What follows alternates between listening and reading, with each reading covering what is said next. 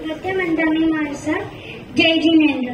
मेरा नाम अचीरा है और मेरी तरफ से आप सभी को महावीर जन्म दिवस की हार्दिक शुभकामनाएं। तो हमने महावीर जी की बहुत कहानियां सुनी है, उसमें से एक कहानी मैं अभी बताना चाहूंगी। ये कहानी सैनिक राजा और महावीर जी के बीच में। एक दिन सैनिक राजा को पता चला कि वो नर्क में जाने वाले हैं और वो डर गए। उन्होंने सोचा मैं महावीर जी के पास जाता हूँ और उनसे उपाय मांगता हूँ। वो महावीर जी के पास गए और बोले, प्रभु मैं नर्क में जाने वाला हूँ, कोई तो उपाय रहेगा जिससे मैं नर्क में ना जाऊँ। महावीर जी बोले, नहीं, कोई उपाय नहीं है, तुम्हारे कर्मों का फल तुम्हें भुगतना पड़ेगा। तो भी सैनिक जी बोले कि कुछ तो उपाय रहेगा। महावीर जी बोले, ठीक है, अगर इन 3 बातों में से तुमने कोई भी एक बात की तो तुम मोक्ष पाओगे।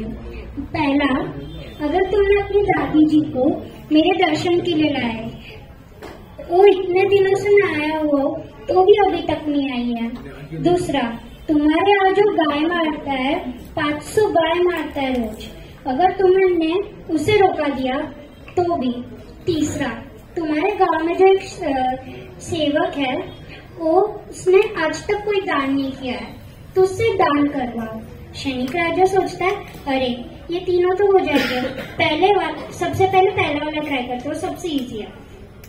वो अपनी दादी जी के पास गए और बोला, दादी जी चलो महावीर जी आए हुए हैं, हम उनके दर्शन करके आते हैं।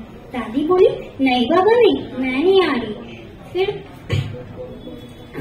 सैनिक राजा बोले, सोचा अरे अभी कैसे करूं।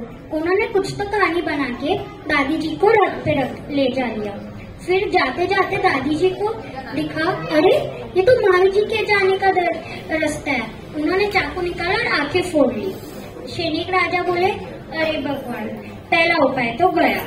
फिर उन्होंने क्या दूसरा, वो गए गाय मारने के पास, जो गाय मारता है उसके पास, और बोले, तुम रोज इतनी गाय मारते हो, इसमें बहुत पाप लगता है, मत करो ऐसा। उन्होंने बहुत समझाया, बट वो बोला, नहीं बाबा नहीं, मैं मारूंगा। फिर सैनिक राजा ने उसे जेल में डाल दिया, तो भी उसने अपने मल से 500 गाय बनाई और उधर मारा। वो बोला, अरे भगवान, ये भी गया। फिर उन्होंने तीसरा उपाय ट्राई किया।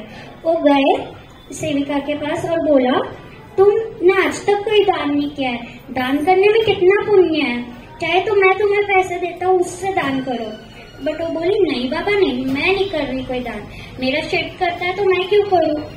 फिर उसने और समझाया, बट वो नहीं मानी। तो राजा जी महावीर जी के पास गए और बोला, मेरा एक भी उपाय नहीं हुआ। महावीर जी ने उन्हें समझाया, तुम्हारे पास कितना भी पैसा रो, कितनी भी ताकत रो, कुछ होने नहीं वाला है, तुम्हारे कर्म तुम्हें भुगतने पड़ेंगे। इससे हमें ये बात पता चलती है कि हमारे कर्म कितनी भी ताकत अच्छी मतलब पावर भी, तो भी कुछ बदल नहीं पाएंगे, हम कर्म के साथ ही जाएंगे और हमारे कर्म हमें ही भुगतने पड़ेंगे।